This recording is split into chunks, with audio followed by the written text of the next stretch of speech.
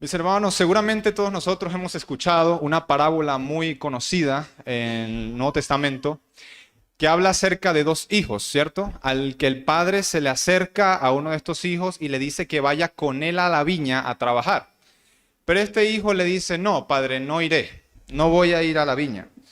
Y vaya respuesta, ¿no? La que este hijo le está dando a su padre de que no va a ir a la viña. Sin embargo, él se pone quizás a pensar y a reflexionar y dice, mi padre que se esfuerza tanto por mí, que trabaja tanto por la familia, yo mejor voy.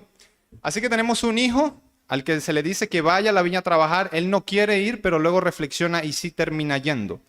Pero este padre tiene un segundo hijo al cual él le dice que vaya a la viña a trabajar también y él le dice, sí señor, yo voy a la viña a trabajar. Pero resulta que se pone a pensar quizás que tiene mejores cosas que hacer en casa, no sé, le da pereza y decide no va a la viña. Entonces tenemos un hijo un hijo que dice que no iba a ir, pero termina yendo, y otro que es al revés, que dice que iba a ir, pero al final no fue. Básicamente, mis hermanos, es una cuestión de quizás de desobediencia de ellos, otro quizás no tenía un poco de rebeldía en su corazón al inicio. Y este no es el texto que vamos a enseñar en la mañana de hoy, pero esta parábola tiene una verdad central. Y es que lo que decimos no necesariamente está relacionado con lo que somos o con lo que hacemos. Ambos dijeron cosas diferentes a la que hicieron.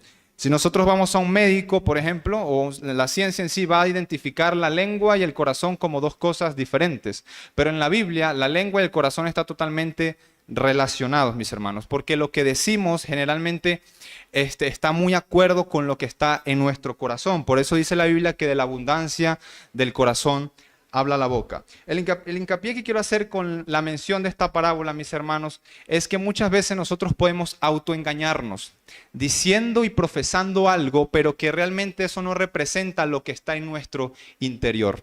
Bien, quiero que vayan conmigo, por favor, a Mateo capítulo 7. Mateo capítulo 7, versículo 21 al versículo 23. Bien, vamos ahí a leer nuestras copias de las Escrituras en Mateo capítulo 7. Vamos a leer versículo 21 al versículo 23. Bien, dice así. No todo el que me dice, Señor, Señor, entrará en el reino de los cielos, sino el que hace la voluntad de mi Padre que está en los cielos. Muchos me dirán en aquel día, Señor, Señor, ¿no profetizamos en tu nombre y en tu nombre echamos fuera demonios y en tu nombre hicimos muchos milagros? Y entonces les declararé, nunca os conocí, apartaos de mí, hacedores de maldad. Yo creo que ya de entrada todos y los que ya han leído este texto sabemos que es un texto bastante fuerte, algo severo por las palabras duras que el Señor está mencionando acá. Y para ponernos un poco en contexto, quiero que entendamos que estamos hablando del Sermón del Monte. El Señor está diciendo estas palabras en el Sermón del Monte, esta famosa predicación, digámoslo así, que el Señor dictó acá en Mateo desde el capítulo 5. Ahora bien, cuando nosotros estamos terminando el Sermón del Monte es que estamos llegando a esta sección y Él está comenzando, o el Señor está comenzando a dar un poco de palabras más duras de las que venía diciendo. Es decir, como que el Señor se viene colocando un poco más severo en la enseñanza o en la predicación que está dando. Quizás se está volviendo más aplicativo en el mensaje que está dictando en este Sermón del Monte y empieza a dar palabras un poco más fuertes, más severas. De hecho, si nosotros vemos la unidad de pensamiento anterior, nosotros podemos notar que el Señor está hablando de los falsos profetas y que nosotros debemos guardarnos de los falsos profetas, y dice que por sus frutos nosotros conoceremos a los falsos profetas. Ahora, cuando pasamos a la unidad de pensamiento en la que nos ubicamos ahorita, pensamos que el Señor está como que cambiando totalmente de tema. Sin embargo, no es así. Él mantiene la idea de que por sus frutos los conoceréis, pero esta vez no para hablar de los falsos profetas, sino para hablar de aquellos que se dicen llamar creyentes y que también por sus frutos lo conoceréis. Básicamente, eso es lo que está haciendo el Señor. Se dicen llamar creyentes, dicen Señor, Señor, pero vamos a ver sus frutos. El texto, mis hermanos, está hablando de personas que han confiado en su apariencia cristiana, que siempre han tenido en esa tradición, al parecer, de siempre ser creyentes, de decir, yo digo Señor, Señor, de hecho fuera demonios, de que hago milagros, pero de que realmente no ha habido una conversión genuina en ellos. Están engañados creyendo que son creyentes cuando no lo son. Básicamente ese es el autoengaño. El falso profeta es un lobo que se viste de oveja, pero acá vemos a una cabra que se viste de oveja, es decir, un creyente que aparenta ser creyente, pero realmente no es. Martin Lloyd-Jones dice, por ejemplo, que estas son las palabras más solemnes dichas en el ministerio de nuestro Señor Jesucristo. Y estemos de acuerdo o no con Martin Lloyd-Jones, lo que sí estamos seguros es que estas son palabras duras. Cuando nosotros leemos un texto como este, de seguramente nos debería hacer temblar. ¿Por qué? Porque cuando lo leemos pensamos, ¿y si yo soy uno de estos? ¿Y si yo soy uno de estos que digo, Señor, Señor, y vengo a la iglesia todos los domingos y hago esto y hago lo otro, pero el Señor en aquel día me dirá, apartado de mí, no te conocí, hacedor de maldad? Si yo soy uno de esos. Así que este pasaje, en cierta manera, debe hacernos temblar, debe hacernos temer por la advertencia que el Señor está dando acá. Él nos está advirtiendo básicamente de nosotros mismos, del autoengaño que un ser humano puede hacerse a sí mismo. Y recuerden, antes acababa de hablar del falso profeta y ciertamente el falso profeta te puede engañar, pero más terrible aún es el engaño que tú te puedes hacer a ti mismo. Tú te puedes hacer un engaño mucho peor que el que un falso profeta te puede hacer. Por esa razón, Pablo le dice a Timoteo en 1 Timoteo 4:16, él le dice lo siguiente: ten cuidado de ti mismo y de la doctrina.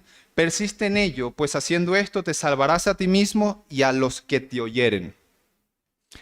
Pablo le exhorta a Timoteo que se cuide de sí mismo. Y mis hermanos, todos acá debemos cuidarnos de nosotros mismos, porque nosotros nos podemos autoengañar constantemente en muchas cosas. Recuerdo un joven en mi iglesia que él creía ser creyente porque sus papás son creyentes. Entonces él venía a la iglesia desde chiquito, que sus papás lo trajeron. Venía a la iglesia desde niño, creció en un ambiente evangélico. Pues yo soy creyente, decía él. Estaba engañado que por esa tradición evangélica que había en su casa, él era un creyente, pero en él entendió y reconoció que no había una conversión genuina. Bien, estaba ¿qué? Autoengañado. Y lo que nosotros estamos viendo, mis hermanos, acá en este pasaje, son palabras duras del Señor a aquellos que se autoengañarán durante su vida aparentemente cristiana. Bien, y son palabras ciertamente muy duras. Si nosotros leemos en Juan capítulo 6, versículo 60, sucede algo similar. Dice que el Señor dice lo siguiente, Juan capítulo 6, versículo 60 al 61, dice, al oírlas, las palabras del Señor, al oírlas, muchos de los discípulos dijeron, dura es esta palabra, ¿quién la puede oír? Sabiendo Jesús en sí mismo que sus discípulos murmuraban de esto, les dijo, ¿esto os ofende? Y recuerdo que muchos de ellos, de las personas que están escuchando, se van en el momento que dice esas palabras duras, se van de ahí y el Señor se atreve a decirle a los discípulos, ¿quieren ir ustedes también? O sea, el Señor no estaba preocupado por los likes, ¿no? por el caerle bien, diciendo palabras bonitas. No, Él está diciendo la verdad y le dice a los discípulos, ¿quieren irse ustedes también por estas palabras? Entonces, mis hermanos, la pregunta que quiero hacerles antes de continuar con el sermón, ¿les ofende estas palabras que el Señor está diciendo acá? Que no todo el que le dice Señor, Señor entrará en el reino de los cielos. ¿Les causa preocupación? ¿Le parece contundentes esas palabras a su corazón? Espero que así sea. Espero que traiga revuelo en su corazón las palabras de nuestro Señor a darnos una advertencia de repente tan dura quizás para nosotros como la que está dando acá. Ahora bien, como les digo, el sermón de esta mañana lo he titulado de esa forma, autoengañados, y quiero que veamos 3 encabezados. Vamos a ver 3 claves del autoengaño, ¿bien? 3 claves del autoengaño que el pasaje nos da en la mañana de hoy. El primer encabezado lo he titulado de la siguiente manera, engañados por lo que profesa nuestra boca. Engañados por lo que profesa nuestra boca. Versículo 21. No todo el que me dice, fíjense que hay algo verbal ahí, ¿no? No todo el que me dice, Señor, Señor, entrará en el reino de los cielos. No todo el que me dice. Es decir, hay una profesión de fe que hace la persona, pero por creer eso no significa que la persona sea salva. Por hacer esa profesión no significa que hay una salvación genuina en la persona que está profesando eso. ¿Bien? Entonces quiero aclarar eso de una vez. No todo el que me dice, Señor, Señor, entrará en el reino de los cielos. Y yo leo esto, y cuando estaba estudiando esta semana para el sermón de hoy, como que uno lee esto y da una especie de sustico interno, ¿no? Porque uno es alguien que dice Señor, Señor. ¿Quién aquí no le dice Señor al Señor? Todos nosotros. Así que esto es lo que asusta de este texto, que este puede ser usted, mi hermano. ¿Bien? Este puede ser usted. Pero quiero hacer algunas aclaraciones acá para no crear confusión. Una confesión de fe no significa que sea mala. Cuando digo confesión me refiero a declarar verbalmente que creo en el Señor o que creemos en el Señor. No significa que necesariamente que es algo malo o que no lo debamos hacer. De hecho, es parte del Evangelio que nosotros confesemos con nuestros labios que hemos creído en nuestro Señor Jesucristo. Es parte del Evangelio que nosotros lo confesemos con nuestros labios. Recuerden cuando Felipe fue a bautizar al etíope, ustedes recordarán la historia, ¿no? En Hechos capítulo 8, versículo 37, leo para ustedes, dice que Felipe le dijo al etíope, si crees de todo corazón, bien puedes, ¿no? Le había dicho que si podía ser bautizado y todo lo demás, y Felipe le dijo, si crees de todo corazón, bien puedes. Y respondiendo dijo, creo que Jesucristo es el Hijo de Dios, dijo el etíope. Y en ese momento bajaron a las aguas y fue bautizado. Es decir, el etíope hizo una confesión de fe auténtica y magnífico. No hay nada de malo en eso. De hecho, también tenemos el texto de Romanos 10, versículo 9, que dice que si confesares con tu boca que Jesús es el Señor y creyeres en tu corazón que Dios le levantó de los muertos, serás salvo. Ahora, no estoy diciendo, este texto tampoco está diciendo que una confesión verbal va a salvar a la persona, pero lo que estoy diciendo es que es importante, es parte de la fe cristiana que nosotros reconozcamos públicamente y hagamos verbalmente una declaración así de que nosotros creemos en el Señor. Bien, eso tiene que quedar claro. Debemos creerlo en el corazón y decirlo con nuestra boca.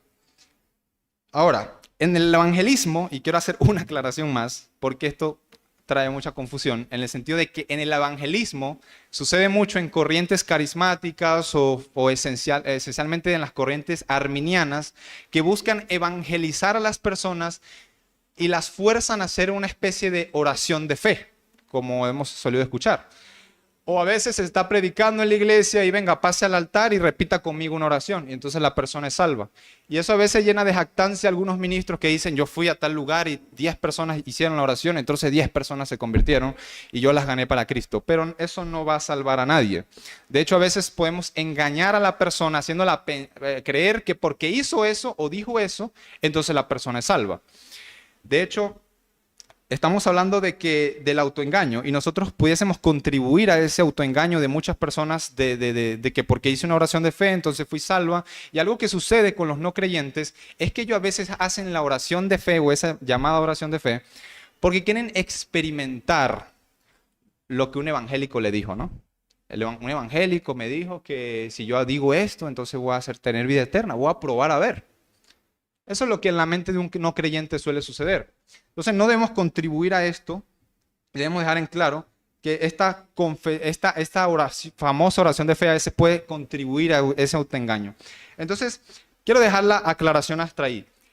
El texto está hablando de que están autoengañados por una profesión de fe y quería aclarar esas dos cosas, que no es necesariamente malo, pero tampoco la confesión de fe va a salvar a la persona.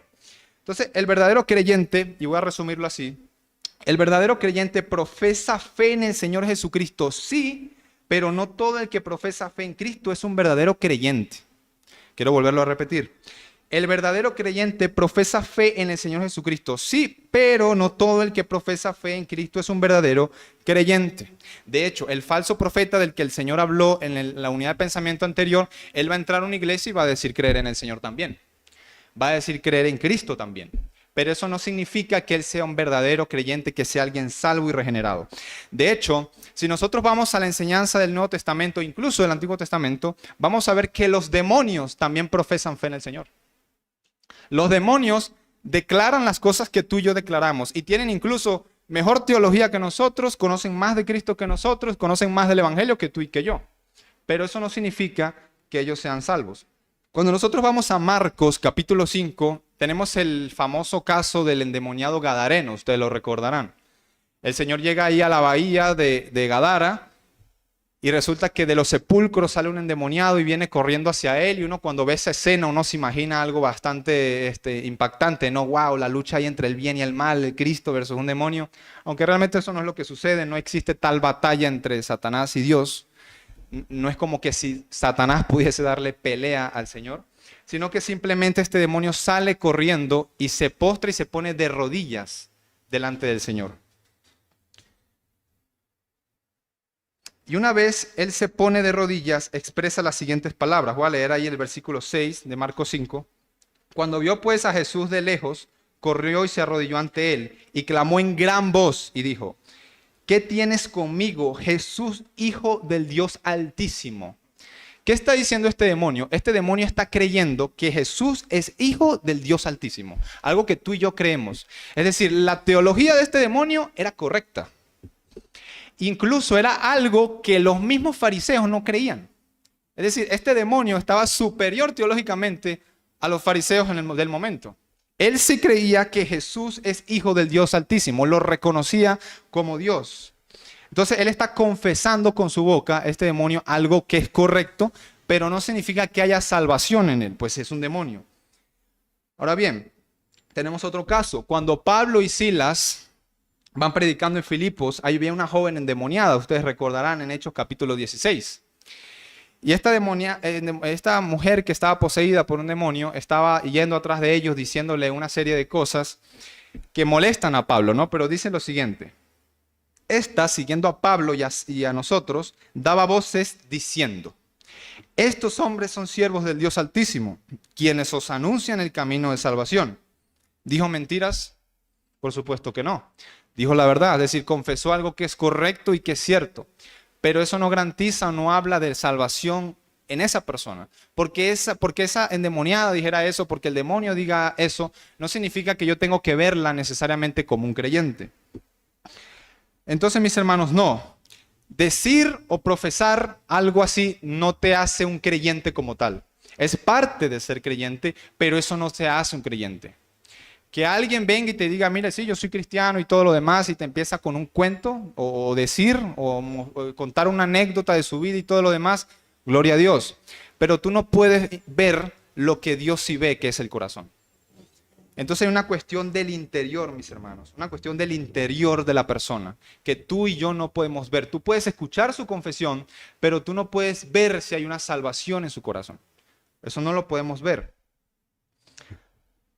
Ahora bien, si nosotros incluso vamos más allá, escatológicamente, todas las personas, todos los seres vivos, mis hermanos, van a terminar confesando al Señor. Porque la Escritura dice que toda lengua confesará y toda rodilla se doblará incluso. Y van a reconocer que Jesucristo es el Señor, pero no necesariamente para salvación. Muchos harán eso aún inclusive para condenación. ¿Bien? Confesarán que Jesucristo es Dios, porque toda rodilla se doblará y toda lengua confesará que Jesucristo es el Señor. Así que entonces, mis hermanos, no basta con que yo esté llevando una profesión de fe. Simplemente podemos estar autoengañados por hacer una profesión de fe. No todo el que me dice Señor, Señor. No todo el que me dice Señor, Señor. Y fíjense que esto lo dice en tiempo presente y en tiempo futuro. Dice: no todo el que me dice en tiempo presente, y en el versículo 22 dice: muchos me dirán en aquel día, tiempo futuro, Señor, Señor. Es decir, no está hablando de un momento en que la persona está autoengañada, sino que está hablando de toda una vida de autoengaño. Y eso es evidentemente lo que puede llegar a suceder. De hecho, hay muchos casos que pudiésemos hablar. Tenemos el caso del mismo Judas, que estaba ahí autoengañado, comiendo todos los días en la mesa del Señor, que estaba ahí escuchando el evangelio de la propia boca de nuestro Señor Jesucristo, y que estaba incluso haciendo milagros y participando del ministerio de nuestro Señor Jesucristo. Pero dice la Biblia que él era el hijo de perdición. Estaba engañado. Él se creía creyente, pero no era creyente realmente. No lo era. De hecho, hay casos contemporáneos, aunque este caso tiene un final feliz. No sé si han ustedes escuchado el caso de la esposa de Paul Washer, que creció pues gran parte de su vida creyendo que era una cristiana, se casa pues con un reconocido pastor, Paul Washer, y ella, siendo esposa de él como pastor, se dio cuenta tiempo después en su vida que ella no era creyente, que pasó toda su vida viviendo en una tradición evangélica, pero que el evangelio no había hecho un efecto en su corazón. Ella no había abierto su corazón al evangelio. Ella se dio cuenta de esto, gracias a Dios. Pero esto nos da a entender, o esta pequeña anécdota que quería contarles, nos da a entender que se puede vivir autoengañados. podemos estar autoengañados. El Señor no nos está diciendo esto tampoco para que nos desanimemos. Porque esto pudiese desanimarnos y salir de aquí asustados. Y si yo soy uno de estos, y si yo soy uno de los que dice Señor, Señor, y si en aquel día el Señor me dirá apartado de mí, y si yo no soy creyente, si yo no soy salvo. Pero no, mis hermanos, la idea de esto es que nos anime a que miremos a Cristo y vayamos a Él y que nos prediquemos el Evangelio todos los días, porque el Evangelio no es algo solamente del momento en el que fuimos salvados, sino que es algo que debe estar presente todos los días de nuestra vida. Ahí debe estar el Evangelio, todos los días en nuestra mesa. Y quiero ser un poquito aquí meticuloso con la palabra Señor que se está mencionando en el pasaje. ¿Por qué Señor? Señor, Señor, van a decir, ¿no? Bueno, la palabra Señor tiene un significado muy importante aquí. Ustedes saben que en el Antiguo Testamento existe una traducción conocida como la Septuaginta, que fue la traducción del Antiguo Testamento en hebreo al griego.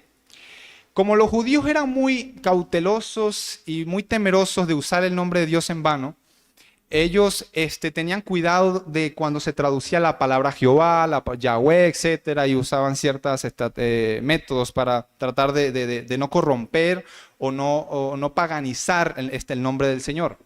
Entonces lo que hicieron al traducirla al griego es que cuando iban a colocar la palabra Jehová, colocaban la palabra kurios en griego, que es la palabra para Señor. Entonces cuando ellos están diciendo Señor, Señor aquí, están refiriéndose a Cristo mismo. Por eso es que nosotros vemos que en el resto del Nuevo Testamento no se hace mucha mención de Jehová ni nada de esto como lo vemos en el Antiguo Testamento, sino que vemos constantemente la palabra Señor, la palabra kurios, para referirse a nuestro Señor Jesucristo. Es la palabra que se usaba en el griego koiné para referirse al Dios verdadero, nuestro Señor. Los apóstoles lo hicieron así, empezaron a usar la palabra Señor para referirse a Cristo. Así que que nuestro Señor Jesucristo mencione esta palabra para referirse a aquellos que en aquel día lo van a mencionar a Él como Señor, quiere decir que ellos estaban siguiendo al Dios verdadero. Es decir, en ellos estaba el entendimiento que estaban siguiendo al verdadero Cristo, no un falso Cristo. Como Judas, por ejemplo, que lo acabo de mencionar. Judas no estaba ahí con un falso Cristo. Él estaba ahí con el verdadero Cristo, pero aún así estaba autoengañado. Entonces lo que quiero decir es que no estamos hablando de un caso de una falsa iglesia, de falsos profetas, donde se presenta un falso evangelio, no. Estamos hablando que tú puedes estar acá escuchando del verdadero Cristo y puedes estar aún así autoengañado. Ese es el punto que quiero demostrar, pero quiero decir algo más de la palabra Señor. Fíjense de la doble repetición de la palabra. No todo el que me dice Señor, Señor. Hay una doble repetición de esta palabra y esto también me dice algo, también tiene un significado. En la Biblia, esto quiere decir que hay una relación íntima de familiaridad, de amistad entre los individuos que se están diciendo repetidamente el nombre. Por ejemplo, cuando nosotros vemos que el Señor llama a Moisés y le dice Moisés, Moisés, en medio de la zarza. Moisés era de los suyos, ¿no? Era del Señor, era un hijo de Dios. Y el Señor lo llama así por eso, Moisés, Moisés. Cuando Él llama a Samuel en medio de la noche y le dice Samuel, Samuel. Bien, porque hay una relación entre Samuel y Dios. Él no está viendo a Samuel como un impío. Él lo está viendo como su hijo y le dice Samuel, Samuel.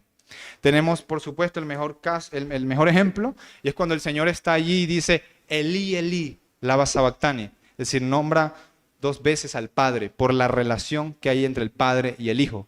Y lo menciona 2 veces, Elí, Elí. Es como cuando un hijo pequeño le dice a su mamá, mamá, mamá. ¿Sí me explico? Eso representa confianza, una relación más allá de confianza que hay ahí. No es un simple Señor, Señor nada más. ¿Qué quiere decir esto? Que en aquel día esos autoengañados van a estar allí tan autoengañados que creen que hay una relación íntima entre ellos y Dios. Y eso da más miedo todavía. Porque todos nosotros entendemos y nos vemos así. Como creemos que hay una relación entre nosotros y Dios. Una relación verdadera. Y estos autoengañados están aquí diciendo Señor, Señor, creyendo que hay una confianza, una relación verdadera entre ellos y Dios. Y el Señor les dirá, apartados de mí, porque yo no los conozco. Bien. En el segundo encabezado lo he titulado de la siguiente manera. Engañados por nuestro currículum. Engañados por nuestro currículum. Es decir, el Señor describe aquí a alguien que tiene una labor o un ministerio evidente. Alguien que no solo profesa con su boca y dice, Señor, Señor, sino que alguien que labora y opera en favor del Señor, digámoslo así. Versículo 22.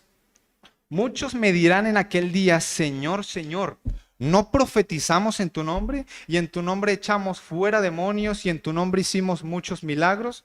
Es decir, ellos estaban haciendo algo, estaban actuando en el nombre de Dios con ciertas labores ministeriales, digámoslo así, con dones aparentemente, ¿no? Y resulta que estaban autoengañados. Y vuelvo a colocar el caso de Judas porque es un muy buen ejemplo. No sé si recordarán cuando el Señor manda a los discípulos de dos en dos a predicar y ellos fueron y echaron fuera echaron fuera demonios e hicieron milagros, hicieron sanidades, etc. Bueno, Judas estaba allí haciendo todas esas cosas también. ¿Era salvo Judas por esto? Por supuesto que no. Y nosotros pudiésemos pensar, y una duda que a mí siempre me venía a la mente cuando estudiaba un texto como este, es ¿cómo un impío puede hacer cosas sobrenaturales? ¿Puede un impío hacer este tipo de cosas? Y evidentemente esto es así.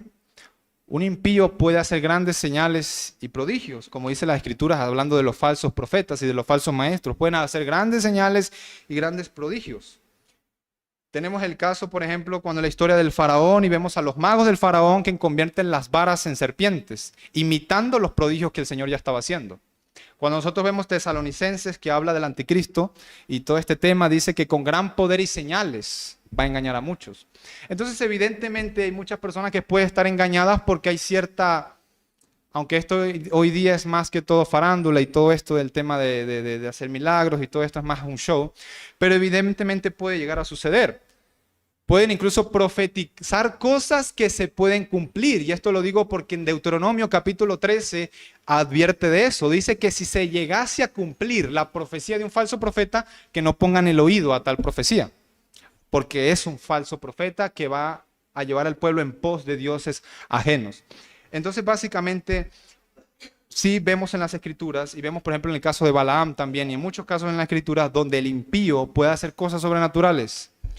Y autoengañarse por eso y autoengañar a otros por eso. Pero el punto acá, mis hermanos, es que tú puedes tener un currículum impresionante.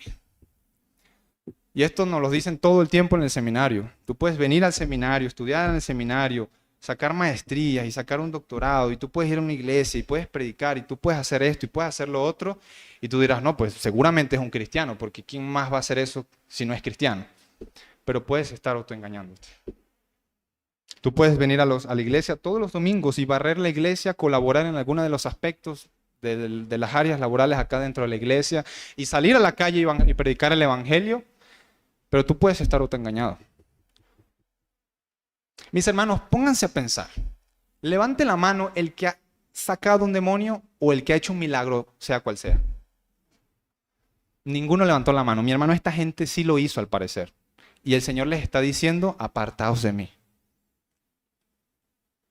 Entonces el punto es ese. No significa que por lo que hagamos o por ese expediente laborioso que tengamos, hay una garantía de nuestra salvación. Por supuesto, quizás lo que hagamos sí quizás evidencie o sea fruto de nuestra salvación, pero no es la salvación en sí misma. Entonces la clave no está en lo que exteriormente se ve, sino en aquello que en el interior solamente Dios ve. Sabemos que los herejes se van al infierno. La carta de Juan, de Pedro, son muy claras al hablar de esto, pero aquí no está hablando de herejes. Repito, ya dejó de hablar de los falsos profetas y ahora está hablando de aquellos que piensan que son creyentes, pero en aquel día se van a dar cuenta de que están autoengañados. Sabemos que los inmorales van al infierno, pero aquí no está hablando de alguien que es aparentemente moral. Está hablando de alguien que parece tener un buen currículum, alguien que parece tener buenos antecedentes cristianos. Y repito, mis hermanos, esto específicamente es lo que trae cierta preocupación cuando uno lee un texto como este. Por eso es que el Señor dice, ¿les parecen duras estas palabras? Y las personas se iban y los discípulos decían, qué duras son estas palabras. Y el Señor le dice, ¿quieren irse ustedes también? Porque el Señor hablaba así. El Señor decía la verdad. Y son verdades que nosotros hoy las leemos en las Escrituras y deben traernos el mismo temor, deben traernos el mismo revuelo en nuestro corazón que en su momento a los discípulos les trajo. Entonces la conclusión en esta parte, mis hermanos, es que la apariencia externa no necesariamente da una identidad cristiana de verdad. O sea, eso no es lo que identifica tu salvación como tal. Porque, repito, nosotros podemos estar engañados, puedes estar autoengañándote. De hecho, el texto acá y en la mayoría del Sermón del Monte hay una esencialidad con el tema de la obediencia. Dios está hablando a su vez de la obediencia. Y no me refiero a que la obediencia sea la que salve, sino que la obediencia genuina y verdadera es fruto de que haya habido un verdadero arrepentimiento en la vida de un creyente, ¿no? Entonces, es muy posible que nosotros podamos aparentemente tener una vida cristiana en lo externo, donde yo vengo a la iglesia, donde me ven y todo lo demás, pero en mi vida íntima y privada realmente no estoy obedeciendo al Señor. O incluso aparento una obediencia en lo externo y los demás me ven como alguien aparentemente obediente, ¿no? Pero no es una obediencia genuina o no es una obediencia para la gloria de Dios, sino que es una obediencia para que no me descubran. Que en mi vida privada no estoy viviendo en integridad. Puede ser una obediencia de ese tipo. Quiero que vayamos a Apocalipsis capítulo 3, versículo 16. Pero por cuanto eres tibio y no frío ni caliente, te vomitaré de mi boca. Mi hermano, si no estás viviendo una vida cristiana, creo que esto lo escuché una vez del pastor David Barcelos, que es un pastor español, que él decía, si tú no estás viviendo una vida cristiana, de verdad, no te hagas llamar cristiano, porque nos haces mala propaganda al resto, decía él. Nos vas a hacer ver mal a todo el resto que si somos cristianos. Mi hermano, la pregunta aquí sería entonces, ¿quién entrará en el reino de los cielos? Según el texto, porque el pasaje parece ser como que entonces nosotros nos debemos quedar dudando. Bueno, esto es una lotería, vamos a ver si al final, cuando el Señor venga, yo realmente si era salvo o no era salvo. Entonces la pregunta obvia que nos va a surgir a nosotros es, ¿quién entonces entrará en el reino de los cielos? Y eso lo va a responder el pasaje. Si leemos nuevamente versículo 21, no todo el que me dice Señor, Señor entrará en el reino de los cielos, sino el que hace la voluntad de mi Padre que está en los cielos. Esa es la respuesta. El que hace la voluntad de mi Padre. Entonces fíjense que aquí hay una cuestión de obediencia. No una obediencia que salva, sino una obediencia que evidencia una salvación. Vamos a leer Lucas capítulo 6, versículo 46, por favor. ¿Por qué me llamáis Señor, Señor, y no hacéis lo que yo digo? ¿Sí ven? Hay un tema de autoengaño ahí y un tema de obediencia también. ¿Por qué me llamáis Señor, Señor, y no hacéis lo que yo digo? Porque Señor significa amo, significa soberano, es el que gobierna tu vida. Si tú llamas Señor a nuestro Señor Jesucristo, es porque Él gobierna cada área, cada faceta de tu vida, mi hermano. Él gobierna completamente tu vida y tú obedeces todo lo que Él dice. Recuerdo una vez que escuché un tema que se hablaba en una iglesia carismática donde había cierta controversia de si decir que Cristo es nuestro Señor y Salvador o solamente una de las dos. Creo que era una controversia un poco rara porque nosotros fácilmente responderíamos a eso de que son ambas, es nuestro Señor y es nuestro Salvador. Pero me di cuenta que había una cuestión en la iglesia de que ellos lo llamaban solamente Salvador porque ser cristiano solo era un estilo de vida. Solo era algo que hacíamos los domingos y de vez en cuando, pero tampoco es que es el Señor, que yo voy a hacer todo lo que yo diga o todo lo que diga las Escrituras, yo lo voy a hacer. Yo creo que Él me salvó, pero no necesariamente yo voy a obedecer todo lo que diga las Escrituras, porque al fin y al cabo, la fe cristiana solo es un estilo de vida, decían ellos. Por supuesto, escuchar esto inmediatamente para mí fue una alerta de esto es un falso evangelio. Porque en el evangelio verdadero, sí Él es tu Salvador, quien te bendice con la salvación, pero Él es tu Señor también que ahora gobierna tu vida. Entonces, llamar a Cristo Señor, Señor es algo sumamente serio. No es algo simplemente de, Señor, no, sino que si eso es así, es porque Él está gobernando tu vida.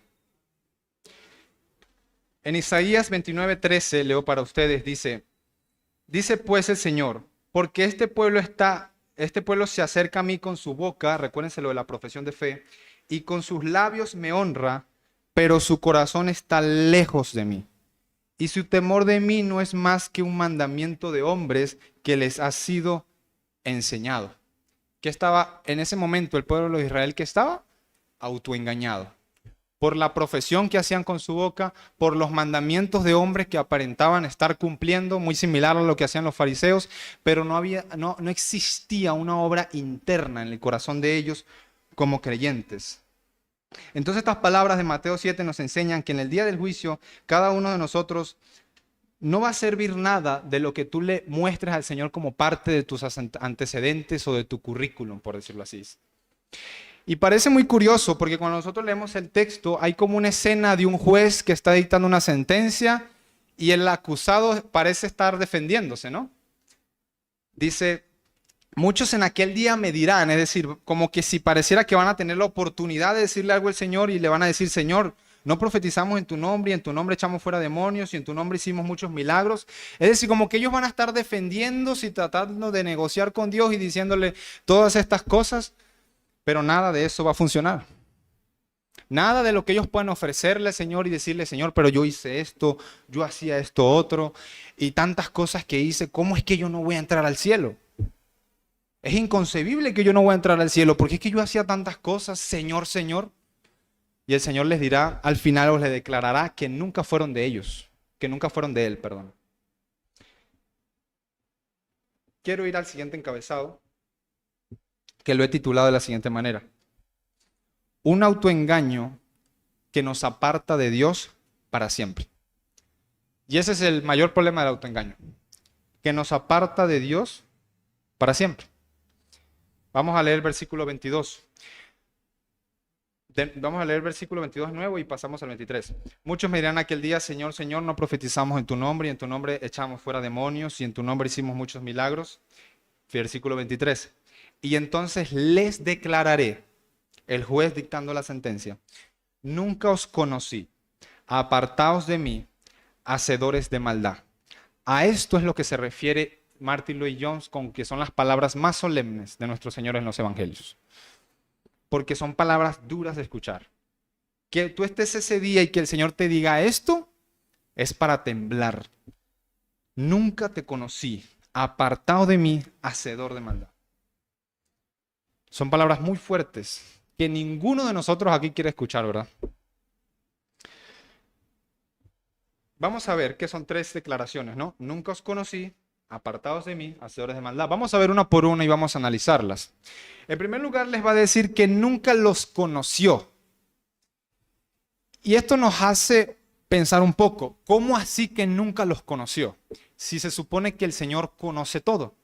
El Señor es omnisciente, sabe todas las cosas, conoce a todas las personas. ¿Cómo así que nunca los conoció? Bueno, esta duda se genera porque nosotros entendemos la palabra conocer de un conocimiento intelectual, de hola, mucho gusto, te conozco. Pero básicamente el término acá no se refiere a eso. La palabra griega ginosko, para conocer, es una palabra que quiere decir o se refiere a un conocer más íntimo, un conocer de relación, que hay una relación entre los individuos a los que se está diciendo. Y esto siempre en la Biblia se usa para referirse a los suyos, a los que son del Señor, a las ovejas que son del prado del Señor. Esto lo vemos tanto en el Antiguo Testamento con la palabra yada y aquí en el Nuevo Testamento con la palabra ginosco. El Señor conoce a los que son suyos. Por ejemplo, en Gálatas 4, versículo 9 dice, mas ahora conociendo Dios, o más bien siendo conocidos por Dios, dice el apóstol Pablo. Está haciendo una referencia a esa relación, a ese afecto en su sola voluntad que hay de Dios hacia aquellos que ha elegido. En 2 Timoteo, capítulo 2, versículo 19, Pablo también va a decir, pero el fundamento de Dios está firme teniendo este sello, conoce el Señor a los suyos. Pudiésemos preguntar, ¿y qué? ¿No conoce a los que no son suyos? Por supuesto los conoce en un sentido intelectual, pero no en un sentido relacional, que es lo que estoy tratando de explicar. En 1 Corintios 8, versículo 3 dice, pero si alguno ama a Dios, es conocido por él. Y por último, en Juan 10, 14, en el discurso del buen pastor, el Señor va a decir, yo soy el buen pastor y conozco a mis ovejas. y las mías me conocen. Recuerden, es una cuestión de un conocimiento de relación que hay con Dios acá. Y de hecho yo creo que en la teología reformada, como buenos calvinistas y todo esto que creemos, esto es parte de la doctrina de la predestinación, porque dice en Romanos 8:29, porque a los que antes conoció, ¿se acuerdan? Relación, afecto, de amor, porque a los que antes conoció también los predestinó para que fuesen hechos conforme a la imagen de su Hijo, para que Él sea el primogénito entre muchos. Entonces, básicamente, mis hermanos, es esto, es un conocimiento relacional al que se está refiriendo. Y cuando Él dice, no os conocí, les está diciendo, ustedes no tuvimos una relación. Si me explico, esos autoengañados creían tener una relación con el Señor, pero el Señor les dice, no, eso no ha sucedido entre nosotros. No existió tal relación, no existió tal amor, tal afecto allí, no existió nunca. Segunda afirmación, apartaos de mí. Y esta palabra también parece ser bastante terrible. El Señor, el Dios de misericordia y de gracia, diciéndole a alguien, apártate de mí. Y evidentemente así es. De hecho, esto ya ha sucedido. Cuando nuestros primeros padres pecaron en el Edén, ¿qué sucedió luego de que ellos pecaron? Fueron desterrados del Edén. El Señor les dijo básicamente, apártense de mí. Los sacó de la sola lugar de su presencia en el huerto del Edén, donde su presencia moraba con ellos permanentemente, pero ellos fueron sacados de ese lugar. Fueron sacados de la presencia de Dios. Y con estos autoengañados lo que va a suceder es que van a ser alejados de la presencia de Dios para siempre. Lo cual, por supuesto, es bastante terrible. Y por último, les va a decir hacedores de maldad. Y pensemos nuevamente en ese, no lo vería así como un debate, pero en esa discusión entre el acusado y el juez ese gran día. Señor, pero ya va, ¿cómo así que no voy a entrar en el reino de los cielos? Y el Señor le dirá que es un hacedor de maldad. Y él va a decir, ¿cómo así que yo soy un hacedor de maldad? Pero es que yo no cometí adulterio, yo no robé, yo no asesiné a nadie. ¿Cómo así que yo soy un hacedor de maldad? Es decir, está rebajando el estándar de Dios, va a discutir con Dios y va a creer que no es un hacedor de maldad. Pero el Señor lo ve como un hacedor de maldad. Porque no hubo una relación entre ellos, no había una santidad genuina para la gloria de Dios, simplemente había un legalismo externo y una obediencia legalista en esa persona que está ahí autoengañada.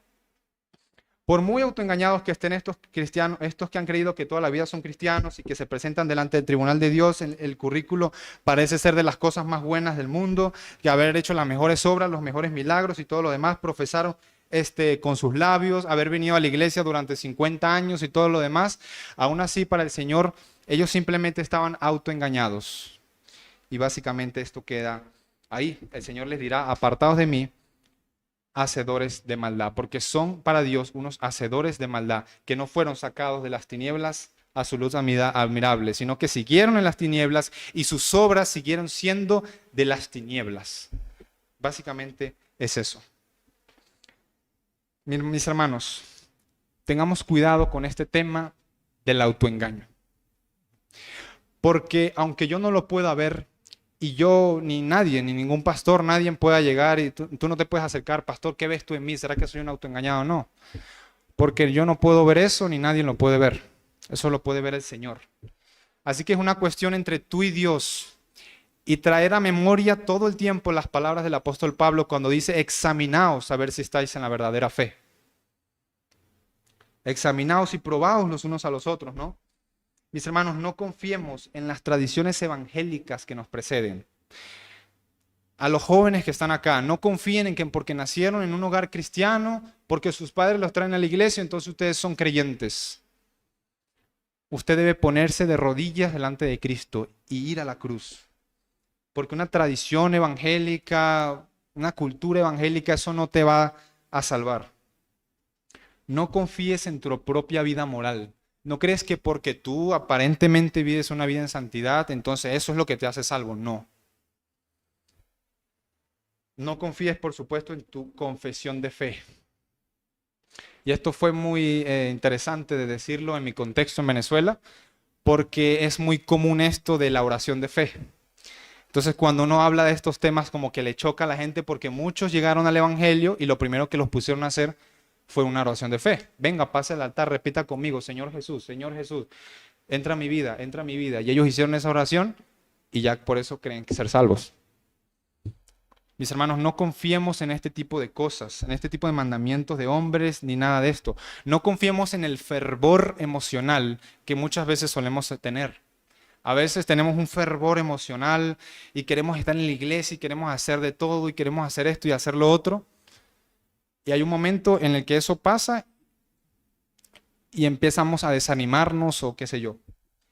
Por último, no confiemos en nuestro activismo evangélico. Como dice aquí, no creamos que porque tengamos un montón de obras y un antecedente ministerial en el que hagamos ciertas labores y ciertas obras, entonces eso es garantía de nuestra salvación.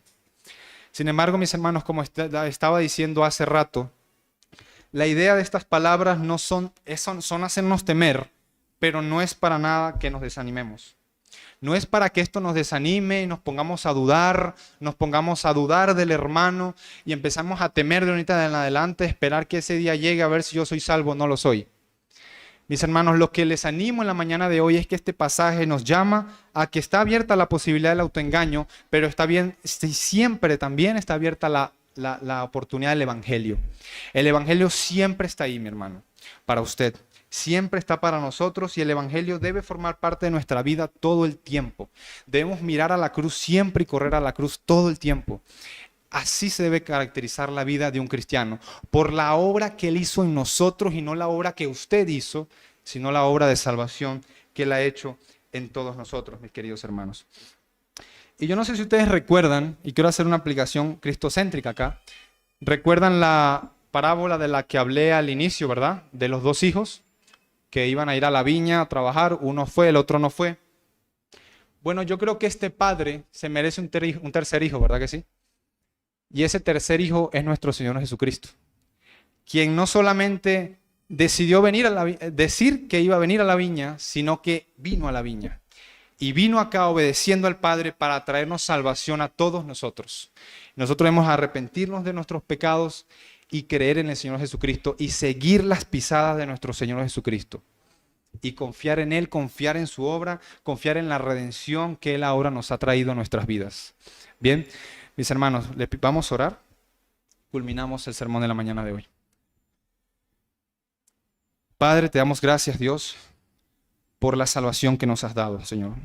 Pero te pido que nos perdones por nuestros pecados y que nos ayudes y que nos libres de este mal del autoengaño, Señor, que es tan común hoy día y que incluso, Señor, no lo podemos ver. Nosotros no podemos ver el autoengaño en los demás, en los otros creyentes. A veces el mismo autoengaño hace que no lo veamos en nosotros mismos, si es que lo hay. Pero te pido que libres a mis hermanos, nos libres a mí, de que esta sea la realidad de nuestra vida. Pero si hay un autoengañado aquí, Señor, te pido que tengas misericordia de él y traigas el evangelio a su vida, traigas salvación a su vida, traigas salvación a su casa. Sálvale, Señor, y líbrale de este mal, Señor. Que él pueda decir, Señor, Señor, genuinamente. Y que lo que haga en obediencia genuina lo haga para tu gloria. Y que pueda tener una vida íntegra confiando en ti plenamente. Señor, te pido por todo tu pueblo que está hoy aquí reunido, que no sea un pueblo como el pueblo de Israel, que era un pueblo que estaba ahí confesando con su boca, pero su corazón estaba lejos de ti, simplemente haciendo mandamientos de hombres, en una tradición de la ley. Ayúdanos, Señor, para que esto no nos pase a ninguno de nosotros, que no le pase a tu pueblo hoy aquí reunido, que simplemente estén ahí en tradiciones evangélicas y ya, pero no una conversión genuina en su corazón. Señor, que el evangelio se nos predique siempre, no solo a los nuevos creyentes, sino que caracterice nuestra vida todos los días. El evangelio debe estar ahí, Señor, presente. Ayúdanos a recordarlo todo el tiempo, de que tú moriste por mí y tu salvación ha sido efectuada en mí, Señor. Y ayúdame a vivir digno de eso. Ayúdame a vivir, Señor, obedeciendo tu palabra para tu gloria. Ayúdanos, Señor, también a evitar toda forma de legalismo que pueda haber en nosotros, para evitar esta falsa apariencia externa que suele pasar. Señor, te doy la gloria y toda la honra porque solamente tú te la mereces y porque tu salvación que nos has dado es maravillosa, es gloriosa. Y te pido, Señor, que puedas traer salvación el día de hoy, Señor, a aquellos que no han sido salvos. Que puedas sumar de tus escogidos a tu grey, a tu iglesia. Te pido, Señor, también que puedas ayudar a los jóvenes y a los niños que están aquí escuchando la predicación del mensaje del Evangelio. Que no crean que porque nacieron en un hogar cristiano, entonces son cristianos, sino ayúdalos a entender, Señor, que deben creer en ti, deben poner su fe en ti, Señor, y trae salvación a su vida, a la vida de esos pequeños. Te lo pido, Señor, en el nombre de Jesús. Amén. Amén.